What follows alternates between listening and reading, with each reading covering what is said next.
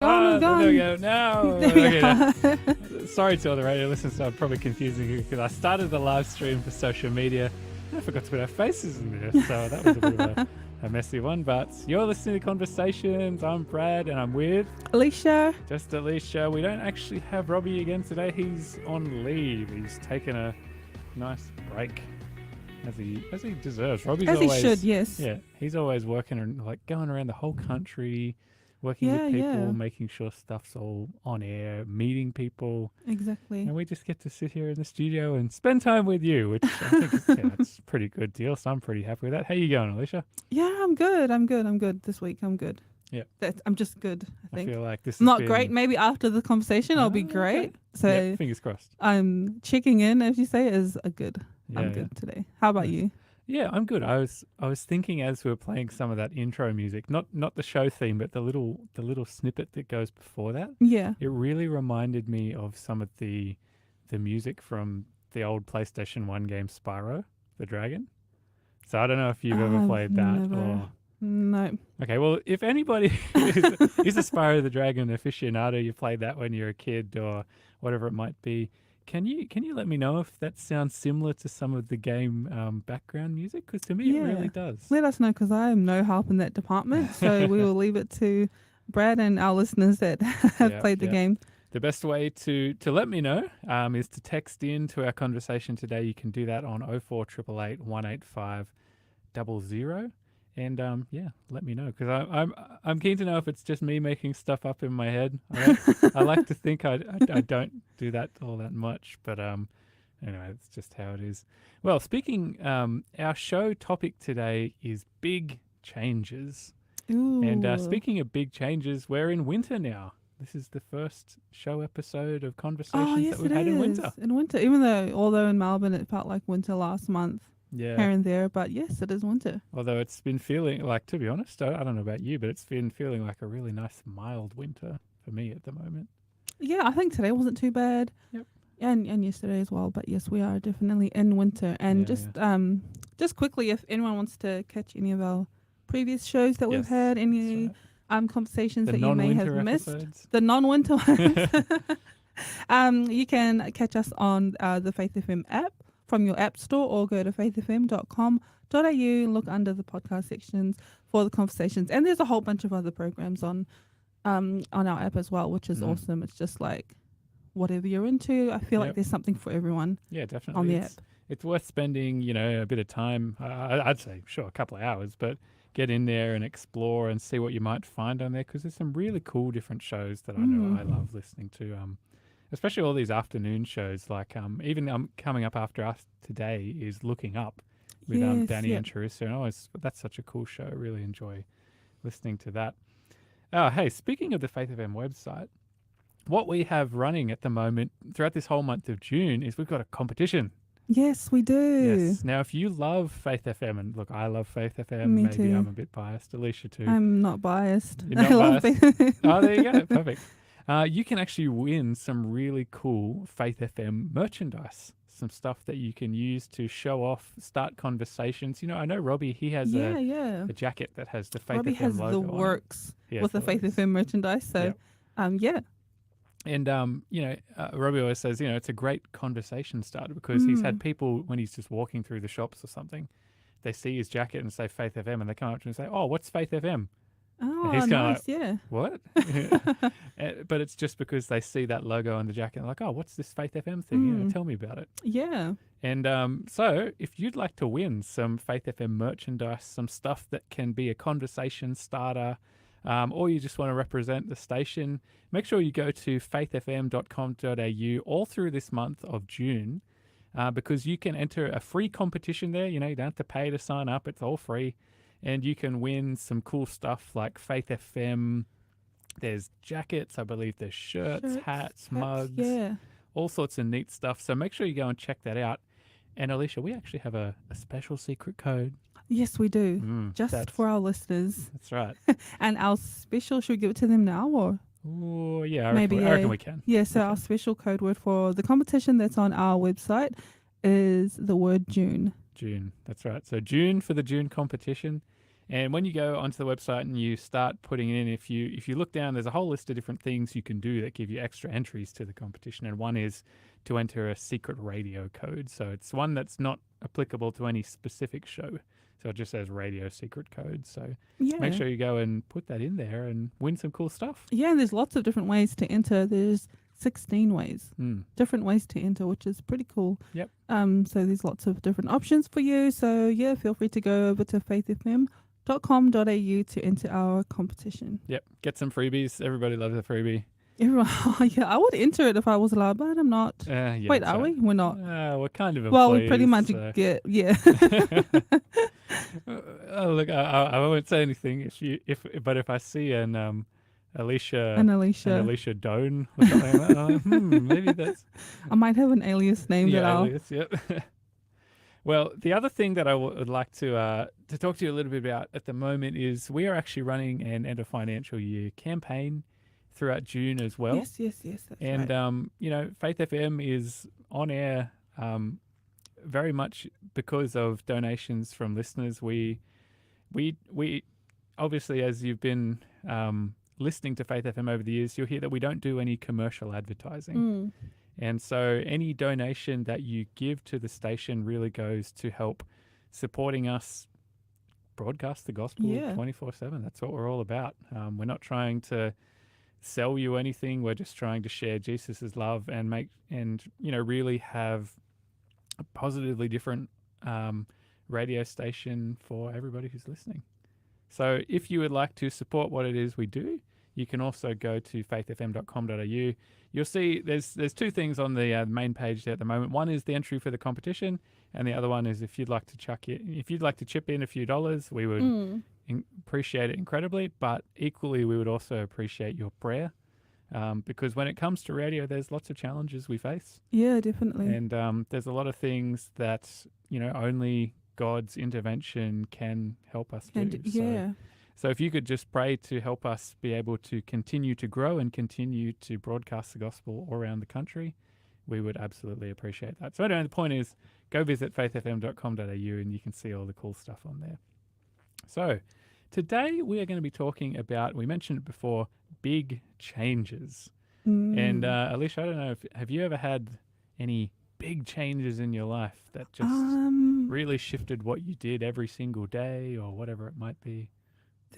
I can think of a few big changes that I've had in my life. I remember when I was 7 years old, I broke my arm, and that was the arm that I wrote with. So I had to learn how to write with my right arm. So now I can half write with my left, and I'm right-handed. I'm thinking early age, and now my arm. If you see my arm, it's like the surgeons didn't put it back together properly because it's sort of like a bump. To this arm, so my left arm, and then there's like a lump there, and then it goes down again. So, I think that was my earliest memory of a big change was learning to write with my other hand. Oh yeah, see that's funny because I was actually when I was 7, I broke my right arm as well, and I'm right-handed. So for about 2 months, I had to struggle and try and write left-handed. I didn't keep any of that though, unfortunately. So it's still very much just right-handed now. But there you go. Yeah, so that was one of my big changes. I know, I have a few other ones, but what are some big changes that you think you've had? Well, I mean, I guess I was just thinking quickly, like when you do break your arm, like your dominant one, where you really do everything with it. Yeah, it's such a huge change. Oh, you don't realize it until it actually happens. Yeah, and now I've got like rods and like metal rods, like holding my arm together. But yeah, it's a huge. It's like you just take simple things for granted until something happens, and then you have to just rethink or figure out another way of doing something so simple. Yep. Well, look, I mean, one thing that I remember being a massive change for me was once when I went to visit when I went to visit Vanuatu. Oh, cool. So we had a family friend who was over there.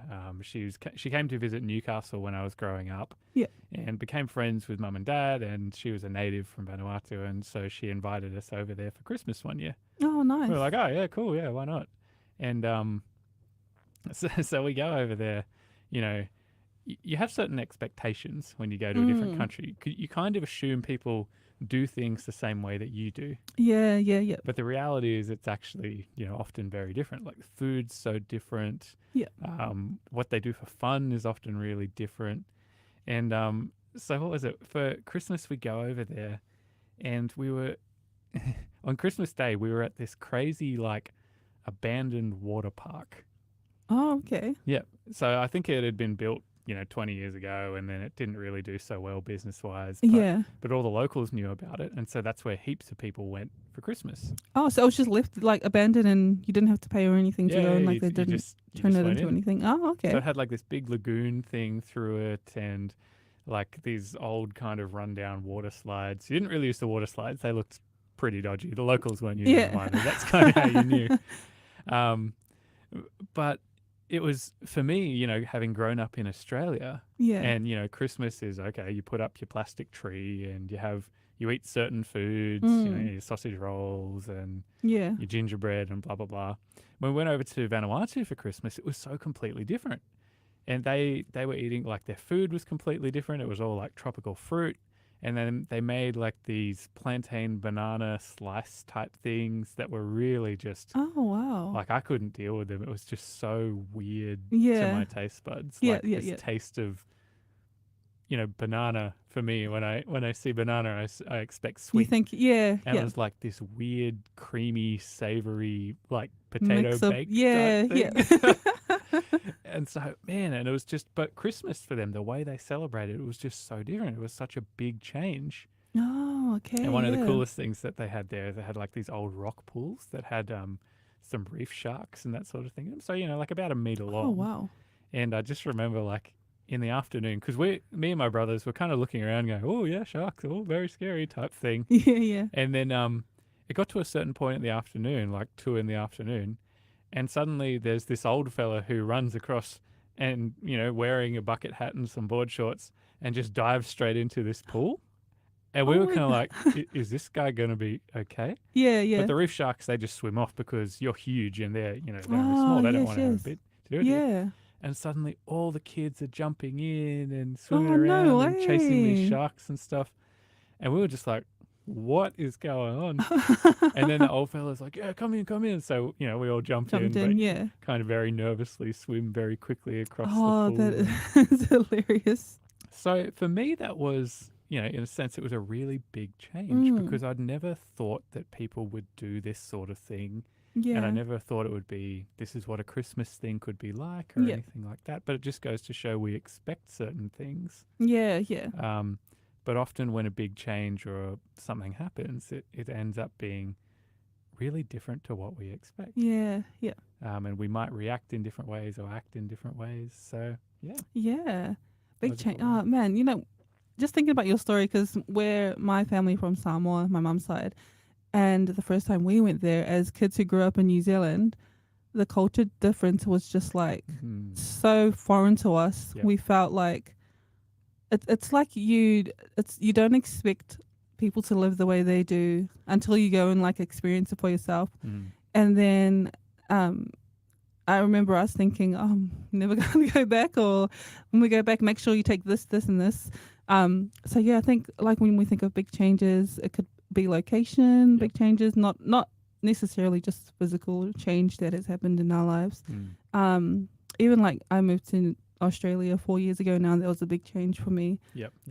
Sort of getting used to how things work here, even though in New Zealand it is similar, but just being here without like my immediate family, Yeah. getting into like work and just figuring all the schooling out for my daughter and stuff. So yeah, big changes could be scary, and then they could work out for the best. Sometimes they redirect us to like a different path that we should be on, or so yeah, big changes, it's a good sort of thing to discuss, I think. Yeah, absolutely. And I mean, obviously, I'm thinking the biggest change that probably happened for most of us in the last couple of years was with all the lockdowns, right? Oh my goodness, yes. Just COVID changed everything, right? Yeah, that's been like 4 years now. And it's just, and you can still see the side effects of the change that yeah. had happened now. Yep. With all the lockdowns and the rules about social distancing. It's like sometimes people now are just afraid to walk past you. Yep. Or just to look at you in a certain way. It's just, Man. it's just crazy. Yeah, I think the only good change that came out of all that is people now know what QR codes are and can use them. Yes, it's not like, what that's is about that it. black and white pixel Yeah, thing? yeah, yeah. That's a good point. Man. You're listening to Conversations. Today we're having a chat about big changes that happen in our lives and how we respond to them, what it's like, all that kind of good stuff. We're going to a song now. This is Mercy Me with Word of God Speak. We will see you on the other side of the song break.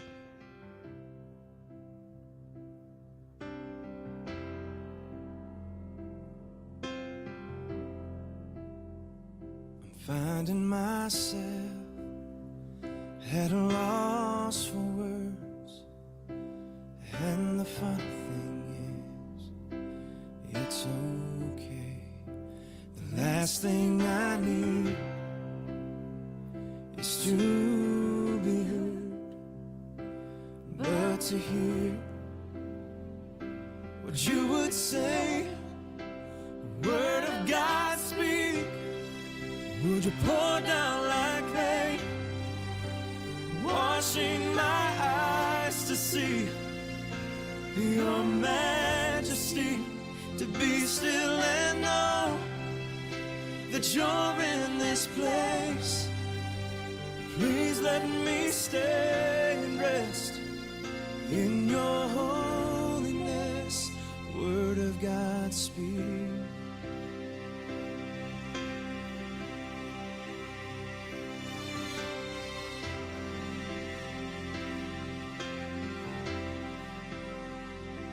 Finding myself in the midst of you, beyond the music, beyond the noise.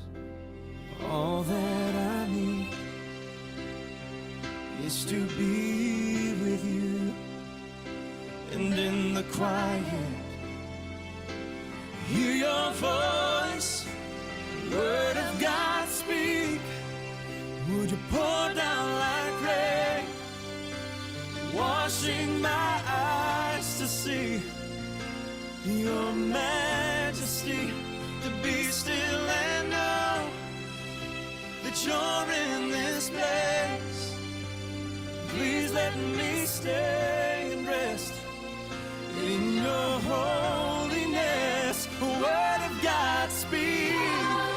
Would you pour down like rain, washing my eyes to see your majesty, be still and know that you're in this place. Please let me stay and rest in your holiness. I'm finding myself at a loss for words, and the funny thing is, it's okay.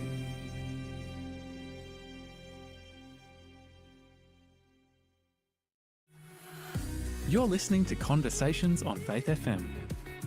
And welcome back to Conversations. You're here with Alicia and Brad, and that was Mercy Me with Word of God Speak. And today we're on Conversations. We're talking about big changes in our life. Yeah. So what are some big changes that have happened to you, or how have you managed to get through those big changes? Because we know big changes aren't always easy to deal with. Yeah, I'm just in the background here. I've been having a quick look at the competition we mentioned. You know like what? So was I. Yeah, well, there you go. Yeah. The end of financial year, big giveaway, whatever you want to call it. And there's been a few entries so far, but not heaps. So Yeah. it means you still got got a time to good get in chance there, of- and you got a good chance. Yeah. And one I saw that I would encourage people to head over to faithfm.com.au and enter is so there's a second option where it says sign up for the Soundbites e-magazine. And what I love about the Soundbites magazine is it gives you like a little insight into the behind the scenes ish work of what we do here at Faith FM. So you get some good little sneak peeks of what we do here, which is quite a cool little magazine. Yeah, where we share stories that people tell us about, how they were listening to the radio and God spoke to them through what they were hearing at that right time and that sort of thing. And Yeah. we love hearing those kind of cool stories because that's what we're all about, right? Yeah, for sure. Helping people come to know Jesus and hopefully help them grow in their faith and their journey. Making a big change in their lives. Exactly. Yes. Yeah. I see what you did there. Yeah, Very yeah. good. Very good. Man. So, that's what we're talking about today. We're talking about big changes. And the reason this kind of came up for me is I saw the other day, I don't know if you follow the NBA much or anything like that. My partner does. Okay. He loves everything basketball. Mm. So I know a little bit about it, but Yep. not like a whole lot. So when at the time right now, as we're recording the show, you've got the NBA finals that are happening. So you've got the Miami Heat playing the Denver Nuggets. It's been Yep. a really good series so far. But one of the teams that made it to the conference finals, so basically, the semifinals, the step before this, Yep. was the Los Angeles Lakers. And a player that's been playing for them for the last 2 years is LeBron James. Yes, yes. Very, very famous, very talented basketball player. Has the record, many records, but one of them being the most points ever scored by a single player in the NBA. And, LeBron can be very divisive. A lot of people, either love him or hate him or whatever it might Yeah, be. yeah. But I think it's pretty easy to agree that he's been a huge part of the NBA for, Oh, yeah, the best part definitely. of 20 years, right? Yep. And so, a lot of people don't know the NBA without this guy as one of the elite players. Yep. And after his team didn't make it through the semifinals this year, word got out that he was considering retiring from the game. Oh, okay. And I was thinking about that because, just recently my dad also retired. Yep. And for him, that was a really big change in his life. Suddenly Yeah, you it go would be. from, you have your particular schedule of what you do, how you work, blah, blah, blah, every Yep. single day. And suddenly a lot of that changes. Yeah. And I was thinking, for someone like LeBron, when he retires, that's going to be a big change for him, right? Yep. What do you do when, every day for 20 years you've played basketball, tried to get better, tried to win, Yeah, and yeah. suddenly you're not actually doing that anymore? Then it's like, what do you do? You've got so much time, and then it's like, yeah, what do you do? And, even for other teams, suddenly it could open up opportunities. It's a big change for them too, to potentially win where they couldn't before. It opens up other opportunities for the Lakers, for example, because suddenly they're not paying LeBron a big salary, so they have money to invest in different players, Yeah, yeah. I never thought about that. So, a big change that can happen in one person's life also kind of flows on into other people's lives as well. Yes, that's a good point. It's like the big change maybe for him specifically, but there's like a ripple effect that happens whether he retires or not. Like you were saying, the Lakers would have more money to invest in other places. Yep. You'd have different teams thinking of different ways. They can now progress to, beat the LA Lakers. And it's similar to like the changes that can happen in our lives, the big changes that affect not only us, but everyone around us. Yep. They flow on and out to all sorts of other parts of our lives. So that's kind of what we wanted to talk about today. What happens when there's a big change in our lives?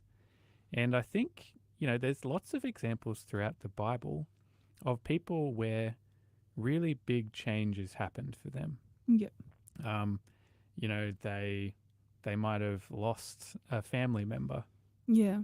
or they may have come to know God, or a miracle happened to them. We were talking a little bit about miracles on the show last week. Yeah. And if you'd like to check out that episode, which still has free offers in it, by the way, visit the programs page at faithfm.com.au or have a listen on the app. That was a really cool one when we were talking about miracles last week, I think. But I think one of the most influential people in the Bible, right, was probably Paul. Yeah, definitely. And Paul had a really big change happen in his life where he changed the entire focus of what he was doing. Yeah, his was a dramatic change.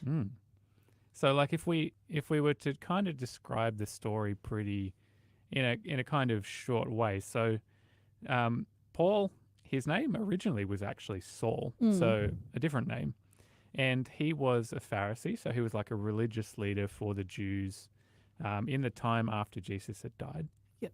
And he didn't really like the whole Christian movement. So these followers, these apostles of Jesus who were going around telling everybody that Jesus was God and that he had died and resurrected and we could come to salvation through being in a relationship with him. That was kind of the message of the early church.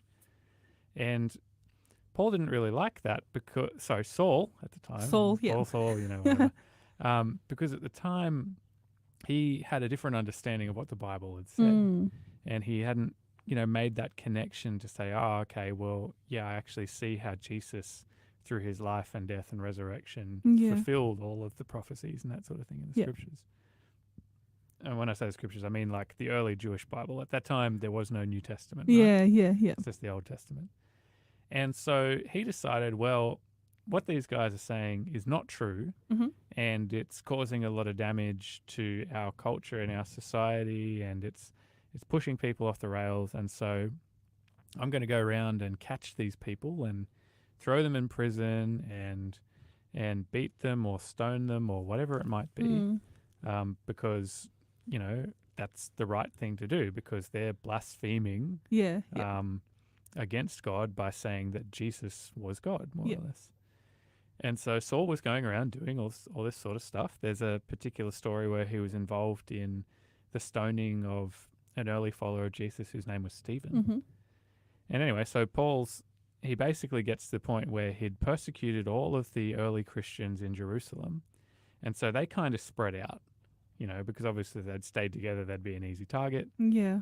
And so they spread out, and Saul basically decides, all right, well, I'm going to start chasing after them. So he gets a letter from like the Jewish council, like where all the religious leaders were, to say, yep, you can go and chase these guys. And the letter would basically say to the other leaders in other cities, yep, support this guy. He's here on our business. Yeah. And so as Saul is traveling off to do this, he actually has like a miraculous encounter with Jesus, where Jesus appears to him in this amazing, shining, blinding light. And, the very famous line is, Saul, why are you persecuting me? And, Saul's response is, who are you, Lord? Yeah. And, the response is, I am Jesus that you are persecuting. And anyway, so like we won't delve into the entire story because it's a really cool one in the book of Acts, and it's definitely worth looking into. But through this whole event, Saul has a miraculous conversion, and he basically has an experience that challenges everything he believes, right? Yep. He had believed that Jesus was a liar. He wasn't God. There's no way he could have resurrected, anything like that. All of the people who were following him were just liars and trying to do this thing. Yeah. To suddenly, when he had this encounter with God, who's saying, I am Jesus, who you're persecuting, and suddenly he had to reassess everything about his life, what he was doing, where he was going, why he was doing it, what he believed. Yeah. So for him, this was a big change. Huge, yeah. And so what we're going to do through the next couple of parts of this show is we're going to go through the story of Saul. And, interestingly enough, like this was a big enough change for him that he changed his whole name. His whole name, yeah. And we'll even touch on this idea of, why did he change his name to Paul of all things? Yeah. But I think it's a really cool story because I know, in my life, being in a relationship with Jesus really changes the way that I see things. It really changes the way I do things. It really changes my priorities, I think. Yeah. In terms of how I act, what I say, who I spend my time with. Yeah. Have you found a similar sort of thing in your life? Yeah, it's like your perspective of the whole world or life itself changes. When you have a relationship with Jesus, it's not that bad things are never going to happen to you. It's when they do happen, you just have a different way of looking at it or a different way of approaching it. And with Saul, what I love about the story as well is he went from one extreme to the other. Like he went from persecuting, God's people. Yep. To now being a follower, and we'll get into that a bit later, but it's like you can do the worst thing. Think of the worst thing that you can do. And if Saul was able to come to a point where he was able to change, God was able to change him, Mm. then how much more change can God make in our lives? Because I think, like for me, I think I haven't persecuted, I feel like I haven't persecuted Christians, or like, Sure. I feel like my extreme hasn't been that extreme. So if God can change someone like that, then he can definitely change anyone, Mm. especially in this day and age. So I think that's like a beautiful thing about this story as well. And also, we have a free giveaway, Yeah, which we sort of almost nearly forgot because we just wanted to get into our conversation. But our free little book is called Changed: Real Lives in a Real World. And what this book is about real life people Mm-hmm. and the change that God has made in their lives. So we will give the code away just a little bit later on. So stay tuned to listen up for that code. Yeah, absolutely. Okay, you're listening to Conversations on Faith FM this afternoon. We've got a song coming up now. This is Ryan Proudfoot with I Need Jesus. Every time I hear Proudfoot, it just reminds me of the little joke from Lord of the Rings where there's one of the clans of the hobbits is the Proudfoots. Oh, yes. And then one of them yells out, Proudfoot. Anyway, I love the Lord of the Rings films. Okay, Ryan Proudfoot with I Need Jesus. You're listening to Conversations on Faith FM.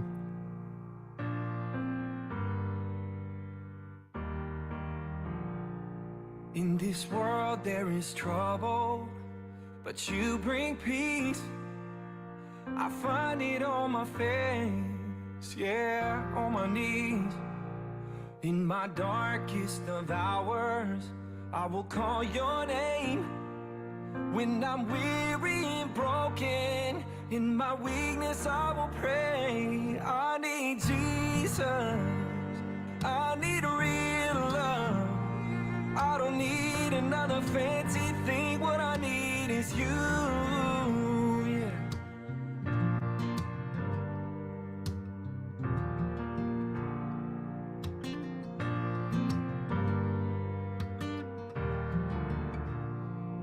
On the tallest of mountains, in the highest place, on my greatest of days, yeah, oh, it's all grace. When my joy is overwhelming, still I call your name. Staying desperate for you, Lord, I will sing it out again. I need Jesus, I need real love. I don't need another fancy thing, what I need is you. I need Jesus, I need real love. I don't need another fancy thing, what I need is you. And in my darkest night, I'll call upon your name.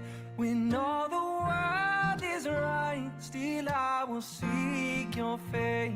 And in the sun or storm, there's nothing I want more than you. Oh, than you.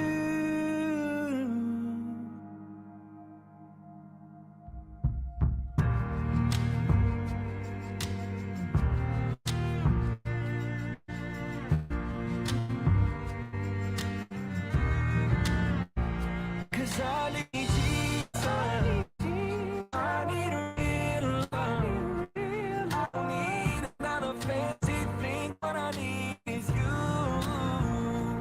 I need Jesus, I need real love. I don't need another fancy thing, what I need is you.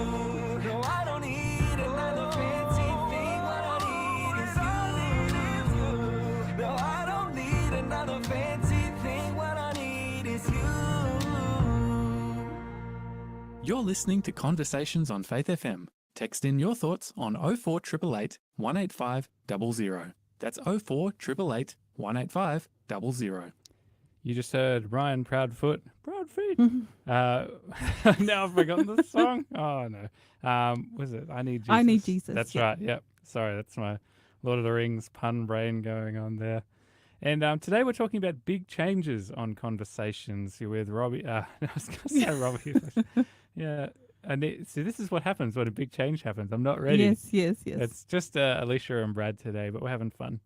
And just before the break, Alicia mentioned a cool free offer that we have for you on today's show, and I reckon we should chuck it out there now. What do you reckon, Alicia?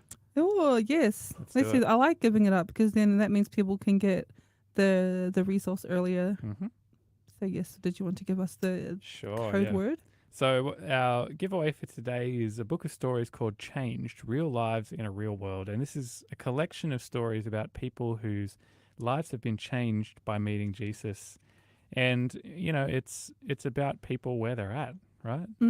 Yeah. It's not people like who are perfect and then they met Jesus and nothing changed in their life. Yeah. It's people who had real struggles, real challenges, and Jesus met them where they were and helped change their life really for the better. Yeah. And sometimes it takes seeing a story very similar to yours to sort of make that step towards that direction. Yep. So if you would like to get your hands on a copy of today's free offer, the little book called Change, Real Lives in a Real World, all you need to do is to text today's code word, which is C607. So C, the letter C, 607, to our show number, which is 0488 185 00. And our giveaway bot will ask for some of your details just so we can figure out where to actually send it. And we'll get that to you as soon as we can. So just one more time, that is today's code word C607 to our show number, which is 0488 185 00.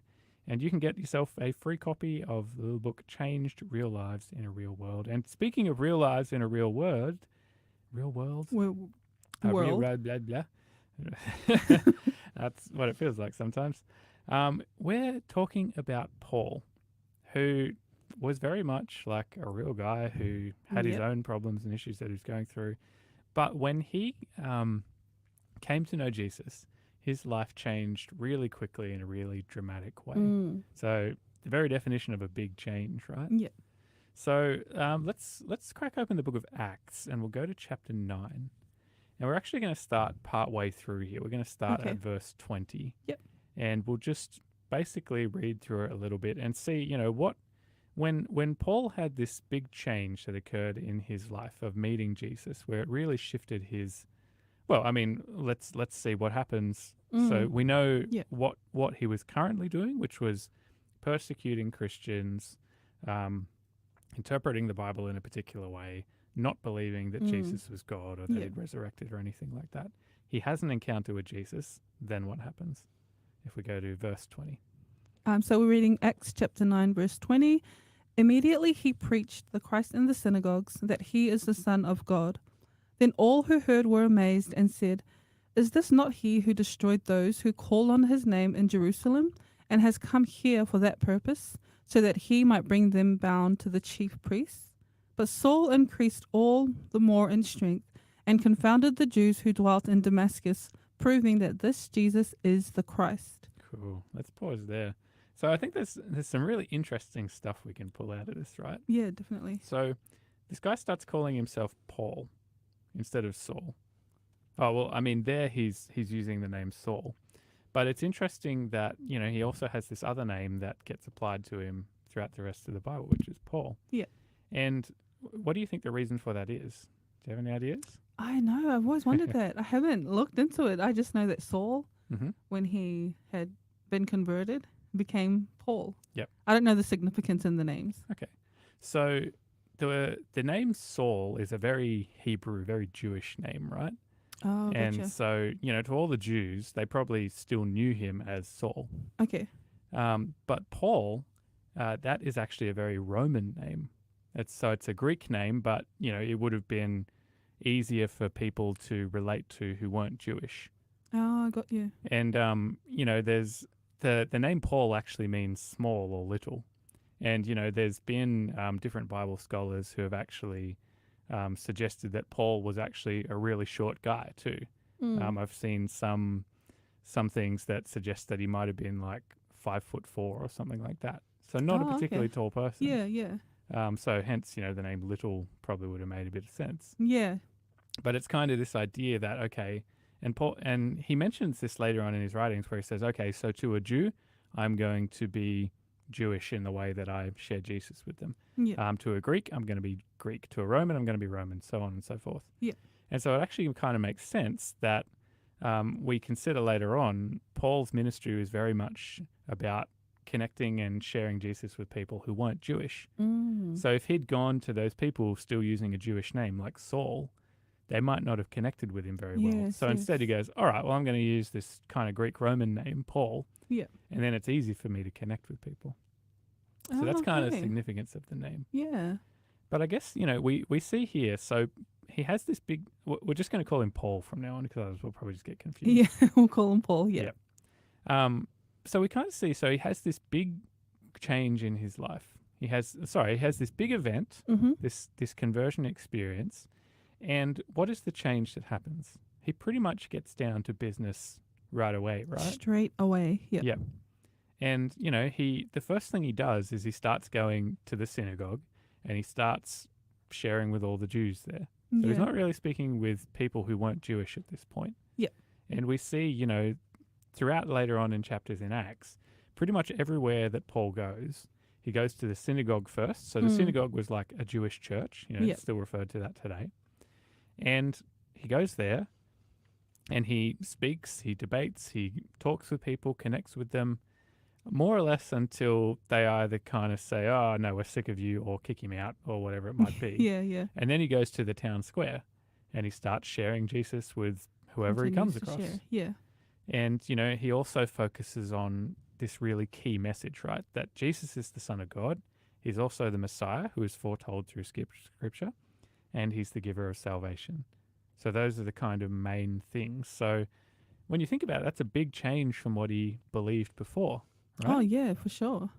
Because before he believed Jesus was, a liar or a lunatic Yeah. or whatever it And might everyone be. who followed him was wrong, and he just Yep. wanted to get rid of them, pretty much. Yep. No way he could be the Messiah, nothing to do with salvation or anything like that. So I think that's also like a good message for us to think about when we're sharing Jesus with others. Mm.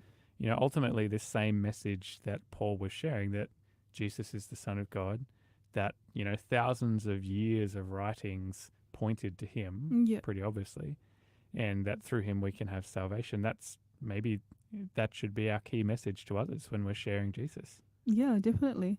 And with Saul, Paul Saul. Say Paul. With Paul's change, it was a change that was seen by those around him. So it wasn't only a change that happened within him, but a change that sort of came out. And by him preaching at the synagogue straight away, and it says here, then all who heard were amazed and said, is he not the one who came to destroy? Everyone who had called Jesus the Son of God. And it just shows that the change that happens in our lives when we do convert to following Christ, it can affects people because they've known you as something else as your before Christ or before your conversion self, and now they're seeing you in like this new light, and it's just like, what? See, I'm trying to picture if that was me. If I saw it, I would have been like, what is this guy? Didn't he just come to kill us all? Or and it's like a good change in that sense, eh?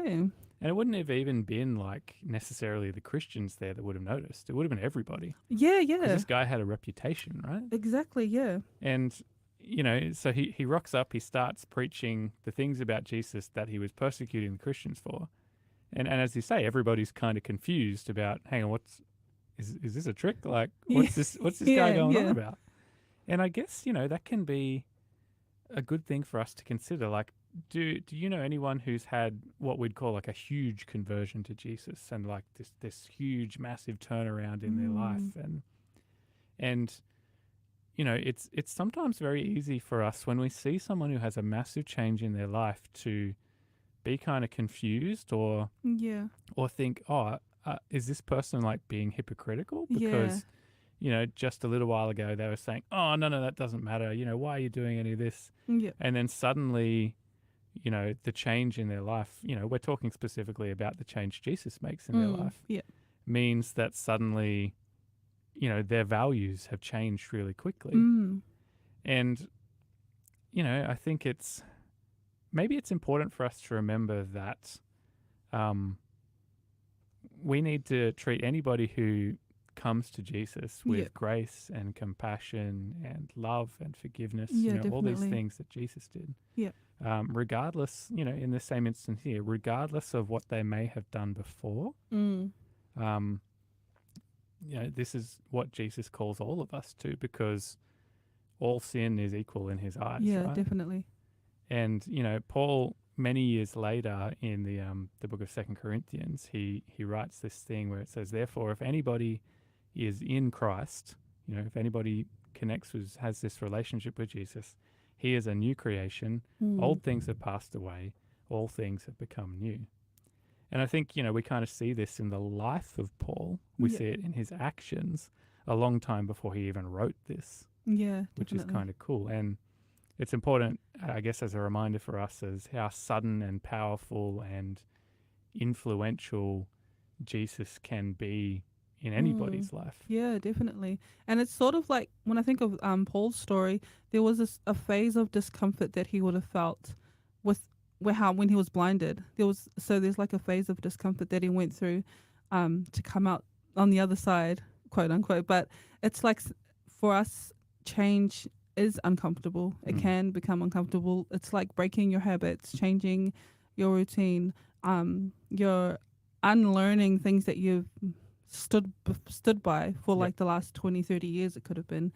And it's like being able to get through those hard, like those difficult situations where you're like, oh, but I used to do it like this, and now if I do it like this, is this the right way? So I think with change, that's something that we learn to get through, navigating the discomfort that comes with change. And it's always only a short period of time that it feels uncomfortable to fully transition or to fully change into like what Paul went through. And that's really backed up by research on the brain, like neuroplasticity. When we suddenly have a big change in our life, or we change our habits or whatever it might be, it feels really hard at first because our brain's trying to make new neural pathways.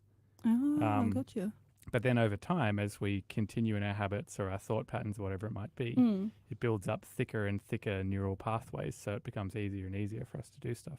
And interestingly enough, that's why when we go through a big change, it can feel really hard, but that's actually the ideal time to make other changes in our lives. Because our brain's kind of in that mode. It goes, all right, we're doing this whole change thing. All right, I'm going to send extra glucose to my brain so I'm ready to make these new connections. Gotcha. So like get it all done at once while your brain's in that state kind of thing. That's what our brain kind of prioritizes. And, it's interesting because, we think about Paul goes and, straight away he's into it. He doesn't wait. He's like, all right, so... Yeah. Should we be surprised that this guy's out there serving God straight away after his conversion? Because, maybe in modern days today, we're like, all right, let's just work in slowly. Yeah, ease into it a bit, baby steps. Because we don't know if you know the right things. Yeah. I guess, coming from this perspective of what we know about neuroplasticity in our brains and stuff, often the best and most productive time to tell others about Jesus is when we've had a big change occur. And for a lot of people, that's when they first come to know Jesus. Yeah. So I guess I want to encourage our listeners that even if you've just heard about Jesus for the very first time and, you're not an expert or whatever it is, now's actually a really good time to share Jesus with others. Yeah. Because your brain's wired to do that and, it's ready, it's excited. Yeah, yeah. And you'll start building those habits and those connections and neural pathways as you go. So don't be afraid to tell others about Jesus wherever you are in your journey with him. That's awesome, because it's like sometimes we feel like we don't know enough, or I haven't been a Christian long enough to share Jesus, or I haven't studied long enough to share Jesus. And when we see here with Paul, his preaching or his sharing of Christ was immediate. So that's a good encouragement for us today. Yep, absolutely.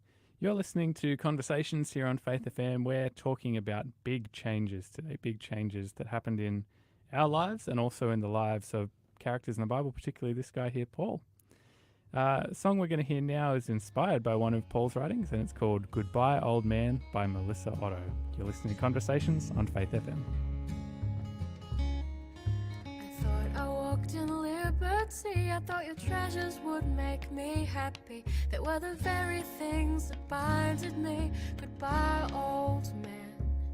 You promised you had what would fill me. They were the very things that robbed me, leaving my heart completely empty. Goodbye, old man.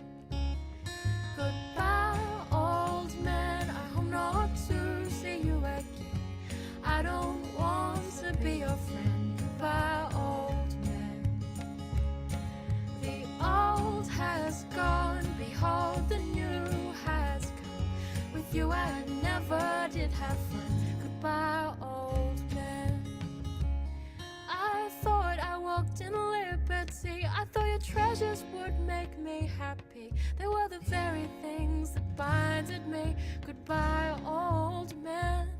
You promised you had what would fill me. They were the very things that robbed me, leaving my heart completely empty. Goodbye, old man.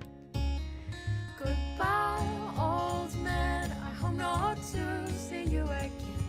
I don't want to be your friend. Goodbye, old man. The old has gone, behold, the new has come. With you I never did have fun. Goodbye, old man.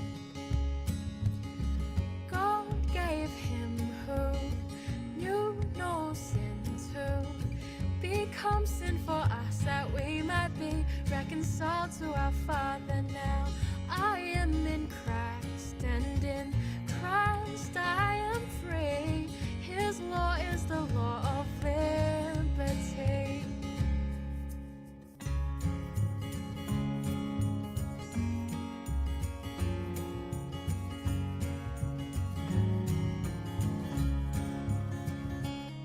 Goodbye, old man. I hope not to see you again. I don't want to be your friend. Goodbye, old man. All the memories with you I've had so many, but you'll have no more with me. Goodbye, old man. You're listening to Conversations on Faith FM.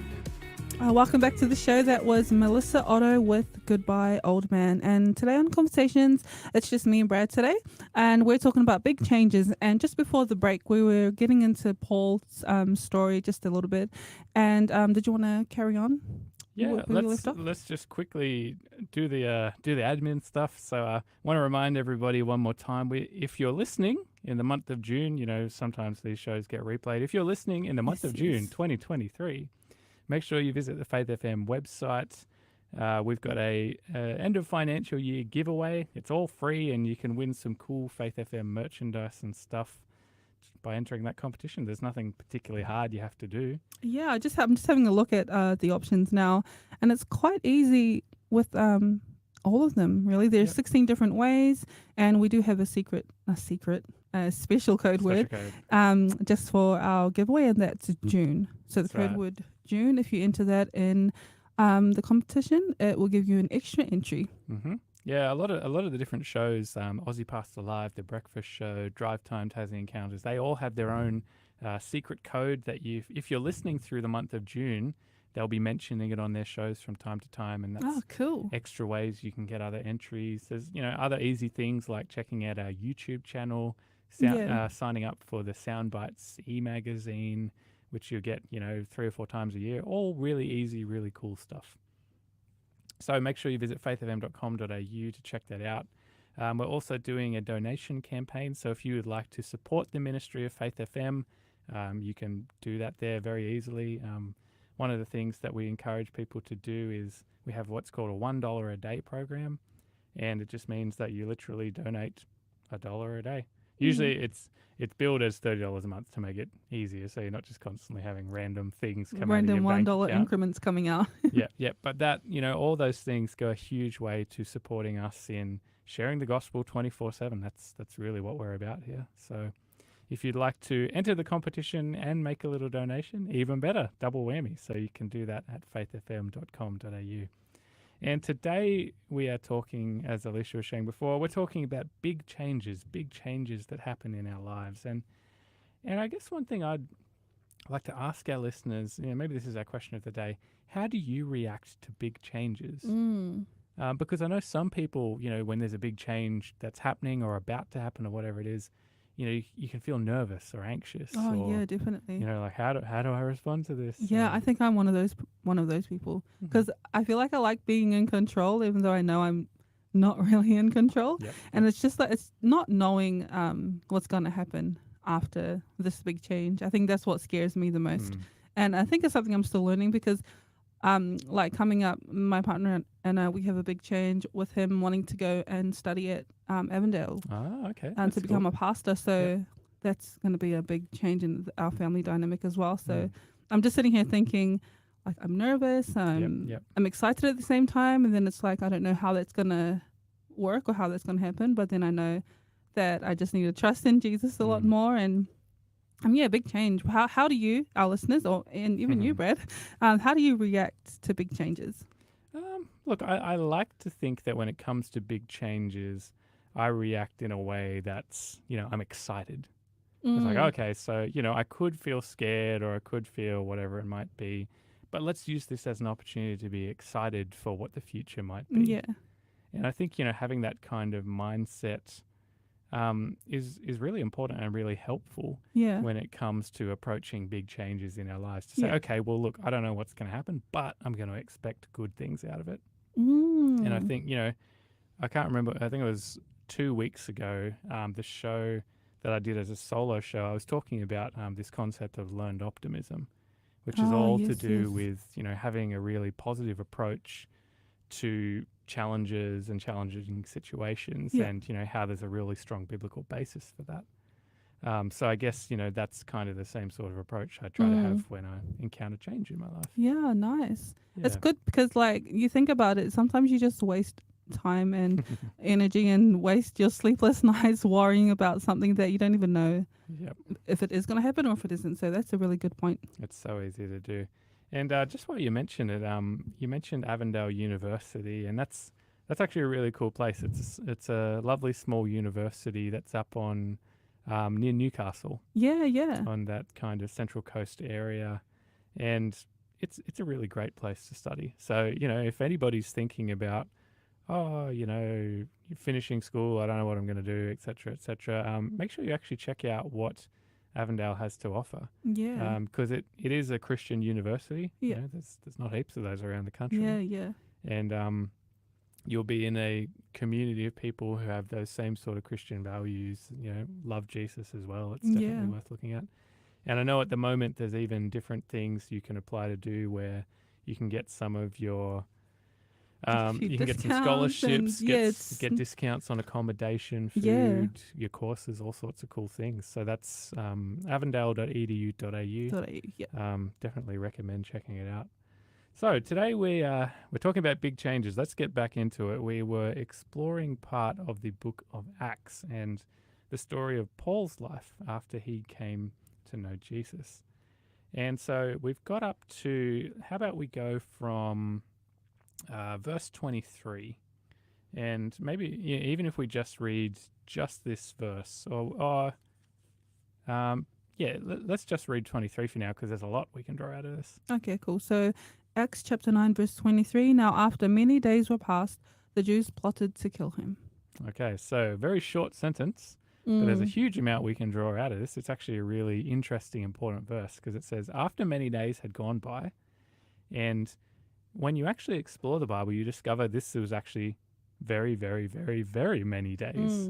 If we look at the book of Galatians, Paul actually talks about here how he traveled to Arabia, so parts of the Middle East. It could have been Persia or Iran or whatever it might have been, before he came back to Damascus. And there's certain historical figures that he mentions in Galatians. He mentions a king by the name of Aretas. Okay. And we can actually estimate he must have spent 3 years in Arabia. So it's not just, he went out for a weekend. Like a couple days, and rocked back up. And, this was a long time. And, it was only that when Paul was in Damascus that, when he was there and he was preaching the truth, it says nobody could stand against him. But it was only when he left that people started plotting behind his back and trying to do these funny things. And I do kind of want to, make a little note here, because this verse is one of those things where people can wonder about the historical accuracy of the Bible. Because, surely it's inconsistent, like this part here, if Paul traveled off somewhere for like 3 years, why didn't he mention it? Oh, yes, yeah. Because for us, we'd go, if I said to you, oh, Like hey, straight away, yeah. I'm going to be away for a little while, and then I'm over in England for 3 years, Yeah, yeah. you'd be like, Brad, that's not a That's little not while. a little while. That's a lot of time. yeah. But anyway, so if we see again in Galatians, and you can see it here, Paul is really more interested. He's not interested in saying, hey, I was off on holidays, check out my photo blog, et cetera. He's more interested in establishing his authority as a follower of Jesus. Oh, God, yeah. And saying that, okay, so my authority that I have to give you my wisdom and all that sort of thing only comes from knowing Jesus. Yeah. And because of this, the details of what he did when he was in Damascus and Arabia, all these other places, they're not really that They're not- relevant. Yeah, yeah. He kind of briefly mentions them, like a bit of a business report, like, yeah, okay, I was here doing something, but it's not. Doesn't get into it too Yeah, much, it's not the focus, right? And we know that the writer of Acts was actually Luke. So it wasn't Paul that was writing this. Mm. And Luke is more interested, Luke's a Jew. He's more interested in Paul's conversion Yeah. and, what happens with the gospel in Jerusalem and all that sort of thing. So, it makes it kind of reasonable then that he doesn't bother talking much about what Paul was doing in Arabia or anything yeah. like that, because it's not really relevant to him, and it's Yeah. not really relevant to the people that he's writing to. Yeah. either. And let's think about it this way. When we look at Luke's account of the Bible, he writes very much in a kind of, a meticulous way that a historian would write. Yeah, yes, yeah. And so it actually makes sense that if Luke wasn't there with Paul in Arabia, he didn't see what had happened. Yeah, he he's can't not gonna- accurately say, oh, okay, Yeah. well, this is what happened when we were there. Same deal. That's the reason Paul doesn't talk about the Christians in Galilee.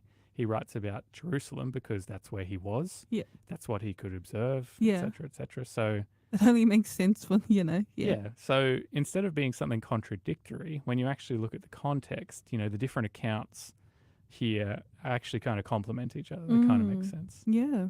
So I think that's something that's kind of cool. All right. So how about we do verses? So we just did 23. Let's continue on to 25. Okay.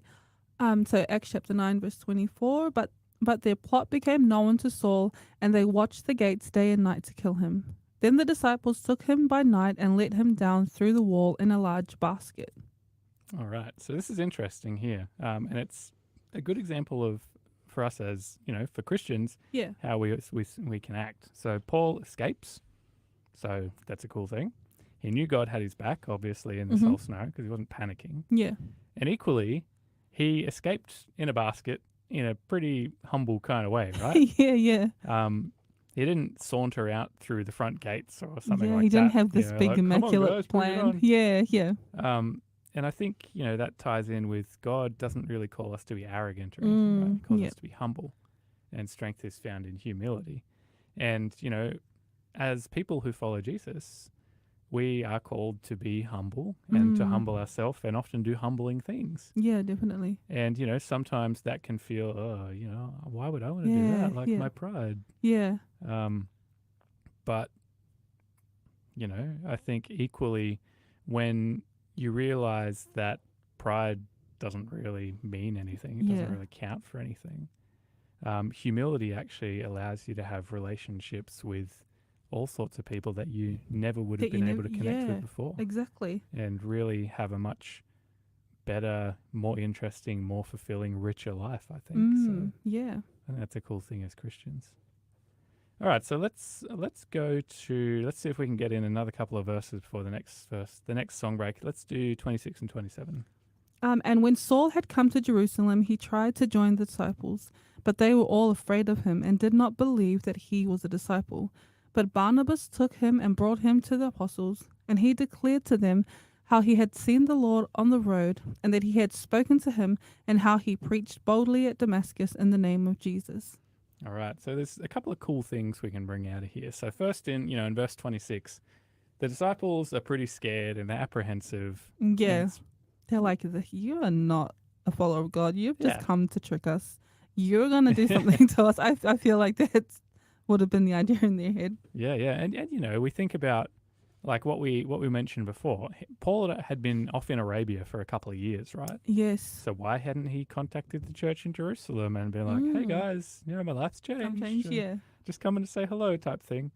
I think it's probably fair that these guys were a little bit suspicious, a little bit apprehensive. Yeah, definitely. They couldn't dispute what he was saying about Jesus. Yeah, yeah. Right? Yeah. So I think that's cool. But they'll be like, okay, well, I Well, his don't know motives, yet. they were just like, they didn't get why he was doing what he was doing after knowing him as a guy who'd done the total opposite before. And I think it's cool that, in verse 27 here, we see Barney to the rescue. Yeah. There's a lot of instances throughout this book of Acts where Barnabas, this guy here, demonstrates himself to be a really good judge of character.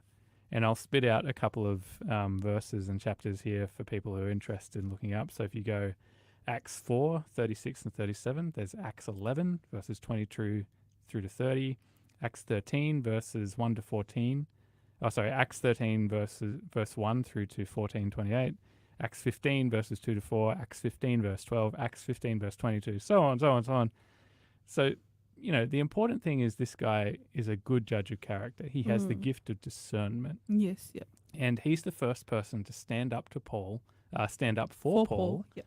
to the disciples and shares with them about his conversion and his preaching in Damascus. And I think that's really cool. And that's why it's important for us to have people who have that same gift of discernment around us to understand people's character and even for us as Christians to be able to say, I can vouch for this guy. Yeah. I've seen, in their actions that they love Jesus. Yeah, definitely. Cool. Today on Conversations, we are talking about big changes. And if you've ever had any big changes occur in your life, we'd love to hear about them. Make sure you text in on 0488 18500. We're about to go to a song break, but we will share our free giveaway code on the back end of this. This next song is Wilder Atkins with I Have Decided. Hope you're enjoying Conversations today here on Faith FM.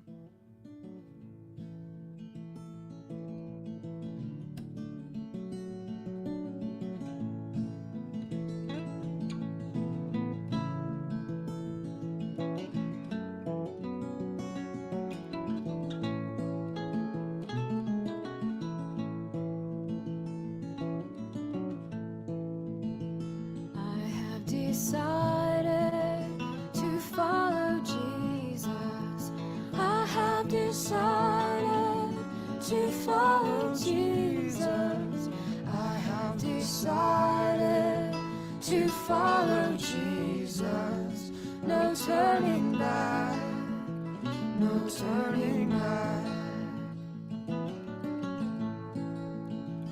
Though none go with me, still I will follow. Though none go with me, still I will follow. Though none go with me, still I will follow. No turning back, no turning back. The world behind me, the cross before me. The world behind me, the cross before me. The world behind me, the cross before me. No turning back, no turning back.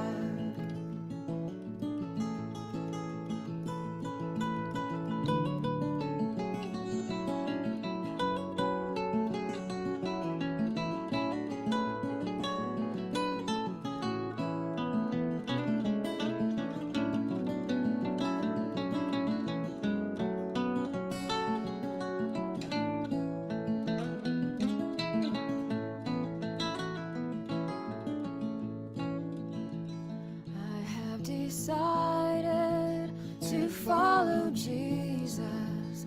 I have decided to follow Jesus. I have decided to follow Jesus.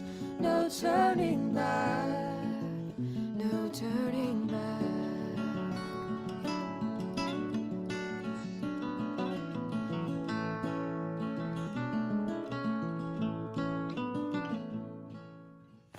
That was Walter Atkins with "I Have Decided," and it's a cool song. I think it is a very cool thing to do, to really make that decision to follow Jesus, and that's what we are all about, encouraging you to do, because that's what we here at Faith FM we want to do every single day: make that decision to follow Jesus. Definitely. Today on Conversations, it's me, it's Brad and Alicia, and we are talking about big changes in our lives, and also here, big changes in the life of a guy whose name was Paul, who came to know Jesus. And we're seeing, okay, so he met Jesus, then what happened? What did he do? How did it change how he thought and acted and all that sort of thing? Yeah. All right, so did also mention before the break that we were going to share our giveaway code one more time for today's show. And the free offer we have for you today is a little book called Changed, which is all about real lives in a real world. So it's stories about people like you and me and like Paul. Just everyday people who have had an encounter with God and who have changed their lives. Yep, really cool stories. So if you'd like to get a free copy of that, that's going to get sent straight to you. You can text today's code word, which is C607. One more time, C, letter C, 607, to our Conversations program number, which is 0488 185 00. One more time, 0488 185 00. And we're going to get that out to you as soon as we can. No costs. Free. Cool. I love free stuff. Yeah. Man, if I was a Faith FM listener, I'd be getting all these cool things. You know, that are on all yeah, the different shows. me too. faithfm.com.au, just if you're just checking in with us, head over there and look at our competition that is on at the moment.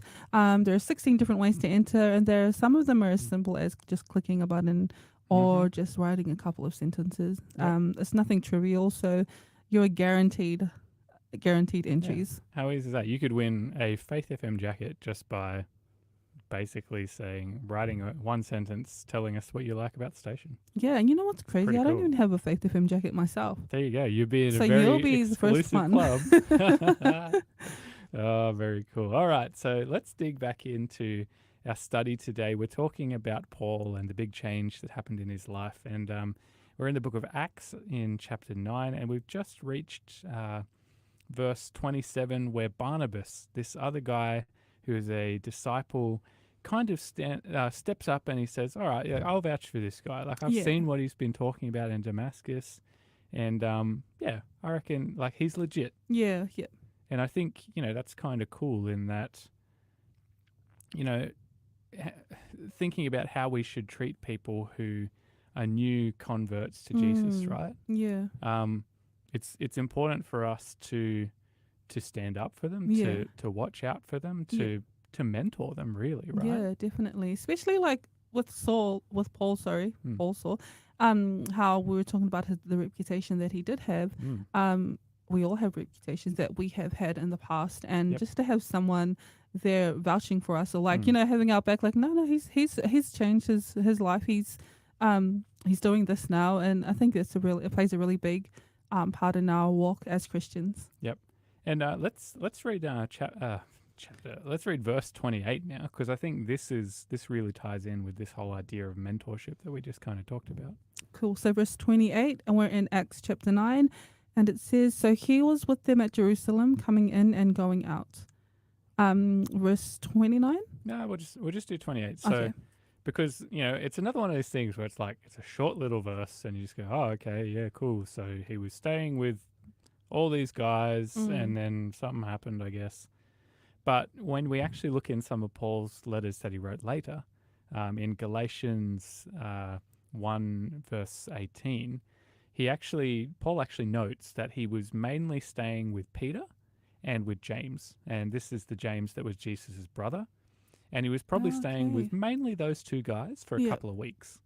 Oh, okay. And, you might think, oh, it seems odd. Wouldn't he be seeing all the other disciples and hanging out with them and talking to them as well? They were actually probably out evangelizing, talking to people, working, healing, whatever it might have been. Yep. And so Paul was actually mainly staying with Peter and James, again, Jesus' brother. It would actually kind of make sense that Paul would want to spend as much time with these two guys, right? Because they were kind of the leaders. Yeah. Yeah. And equally, they were probably the people who knew Jesus best. The most. Yeah. Yeah. So Peter, Jesus' best friend, Mm. for better or for worse, his best friend, yeah. Yeah. and James, his brother. Yeah. So, yeah, okay, I'd get it, right? If I wanted to learn about, your father, for example, I'd spend heaps of time with you. I'd spend time Yeah. with your mother. I'd spend time with the people who would know your father Know him best. the most. Yeah. And that's kind of what Paul's doing here. Ah. And so I guess, a question that we can ask from this is, who do you spend time with that is strongly connected to God? Yes. That's a really important question for us. If we want to get to know Jesus, I think it's important for us to have, someone who might be a mentor or maybe a spiritual accountability partner. Yeah, definitely. Yep. Somebody that can actually, go through this journey with us Yeah. of growing in our relationship with God. Because, doing it by yourself is really hard. Yeah. Yeah. So I guess that's a question I want to throw out to our listeners, just to think about. You can text in if you want. Who is it amongst your friends or your family or your community? Do you know that could share stories about their experiences with Jesus? Because I think that's what Peter and James would have been doing with Paul. Sort of in their downtime, they're just Yeah. having discussions or conversations about that. Yep. Because Paul, would have known the Old Testament really well. Oh yeah, for sure. And so he probably would have been like, "Oh, hey Peter, what is this? What do you think about this? What did Jesus say about, this part of the book of Yeah. Deuteronomy or something like that?" And Peter probably would have been like, "Oh yeah, I remember him saying something about this." And so Paul, in his brain, he would have been connecting all the dots, going, "Oh, okay, so Jesus said this. Oh, okay, that kind of makes sense here. Yeah. Oh, but James, I don't really get it, because Jesus acted a certain way," and then James could say, "Oh, well, this is this." Yeah. And so it's being around spiritual people Yeah. who have that relationship with Jesus, having those spiritual conversations. Yeah. I think is such a really important and powerful thing. We shouldn't ignore the importance of community Yeah, for when sure. it comes to our relationship with Jesus. I think. Definitely. Because there's a saying my dad always used to say, you become who you hang out with, or Yep. you are the friends that you keep. And it's like just the people that you choose to surround yourself with, they influence your life hugely. Like you don't realize it until maybe like a few years or something. But it's the people that you spend time with the most are more likely you will end up living a similar lifestyle, I feel like, to them. That's really interesting. I remember I did a talk years ago when we were talking about this idea of it's a particular proverb, and there's lots of different translations from it, but it's basically so it's Proverbs 18 verse 24, and it says, depending on which translation you have, it says, some friends pretend to be friends, but a true friend sticks closer than a brother. There's other translations, one that says, a man of many friends might come to ruin, but there is a friend that sticks closer than a brother. And if you kind of, take the different phrasing of it, because this is what I like to do. I like to try and dig into the original language of the Bible Yep. and try and create some of my own translations of it to say, okay, well, based on what all the words could mean, what does this kind of mean? And so this is kind of my translation of that proverb. It says someone who manipulates or hurts, they isolate you, they act cruelly, they bring trouble, they bring stress, they're bad, they're evil, they might be close to you, but they're not a friend. If you become their friend, you will become like them. But don't be afraid and don't worry, because true friends do exist, and their defining feature is love, and by being with them, you become even closer than family. Their love becomes a part of who you are in your words, your actions, your substance, and your very being. So the point is, it's as you say, it's like who we spend time with is who we become like. Yeah, definitely. And that's, the real importance of, spiritual mentorship and having Christian friends and other people that can help you along in your journey, right? Yeah, and it's quite easy. I think it's quite easy to isolate yourself when you're becoming a Christian, because it's like you sort of have to but you gravitate towards a whole new different kind of group of friends, or Yep. so it's like all your old friends or people that you used to hang out with. You spend less time with them because you Mm. know that they may be doing stuff that you no longer want to participate in. And then I think for me, it's like trying to find a balance between how do we still, how would you still be an influence to them, but not so much influenced by them, I think. And I like what Saul with Paul's story. I love how he just continued to share regardless of what people said, because I know when you convert into Christianity or when you make a decision to change your life, you will have people that say really bad things about you just because you've decided to follow Jesus. And it's like, how do we sort of strengthen ourselves to be able to take that, because it's going to happen anyway regardless. But yeah. Yeah, absolutely. And, you know, people like Peter and James would have been the perfect guys then Oh for Paul yeah, to for hang out sure. with, because they'd gone through that. Yeah, And they yeah. were probably going through it as well at the time. Yeah. So, yeah. All right, well, there's only really two more verses that we're going to touch on in this chapter, verses 29 and 30, and we'll pull the last bits we can out of them, and, yeah, then we'll probably be done. So do you want to read 29 and 30 for us? Cool. So Acts chapter 9, verse 29 and 30. And he spoke boldly in the name of the Lord Jesus and disputed against the Hellenists. But they attempted to kill him. When the brethren found out, they brought him down to Caesarea and sent him out to Tarsus. All right, cool. So I'm going to ask you a question, Alicia. Okay. Have you ever wanted to kill someone? No, No. Okay, that's good. I haven't. I'm not going to ask you to turn yourself in. No. You know what's funny? How I had to think about that. I'm like, no, not to the level of hmm wanting to kill someone. Cool. No, that's good. I'm very glad to hear it. Yes.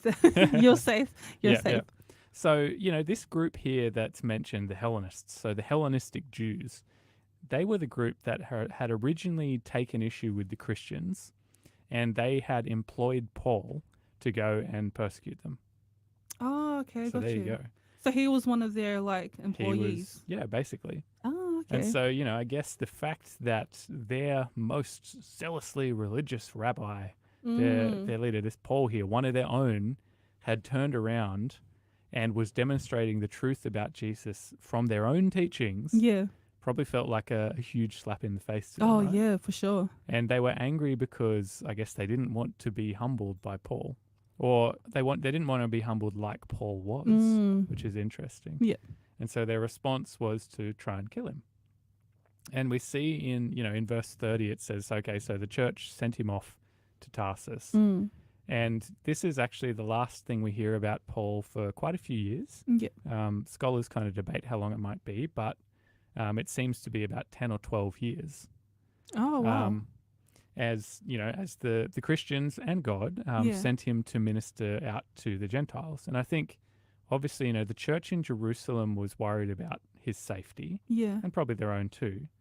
But we even discover, you know, a bit later on that Paul was a bit of a problem for the church in Jerusalem, because all the other Jews hated Paul so much that him just appearing somewhere, rocking up, tended to cause fights and riots and conflicts. Oh, wow.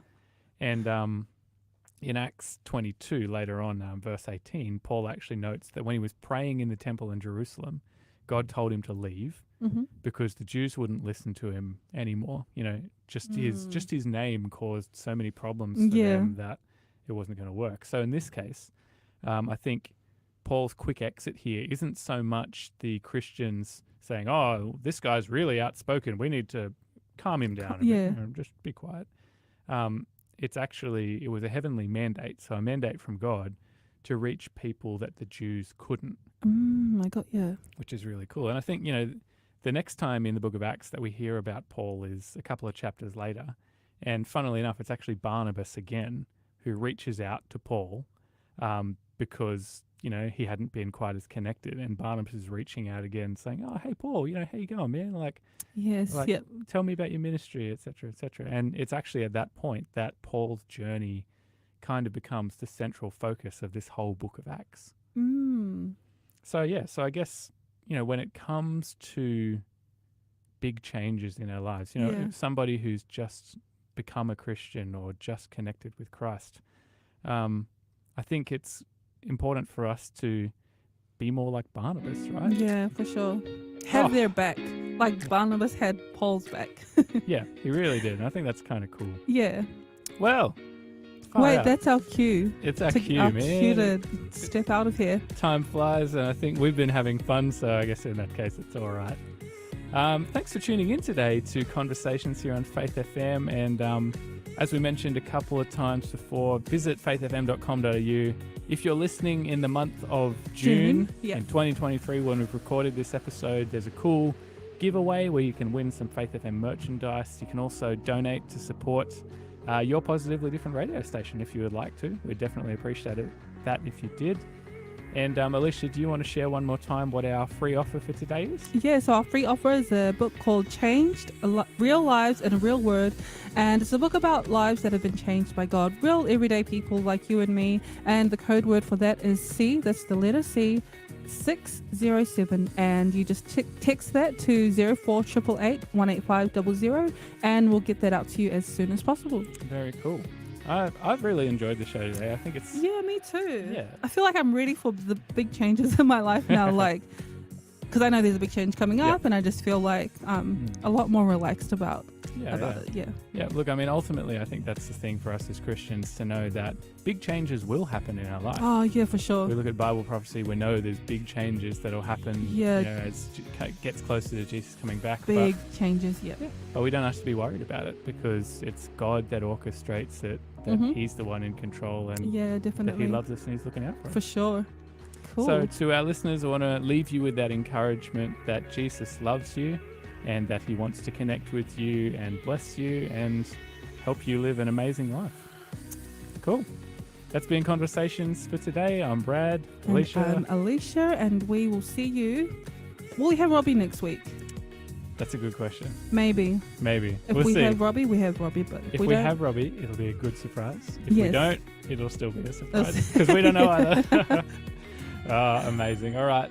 Have a good cool. one. Thank you, guys.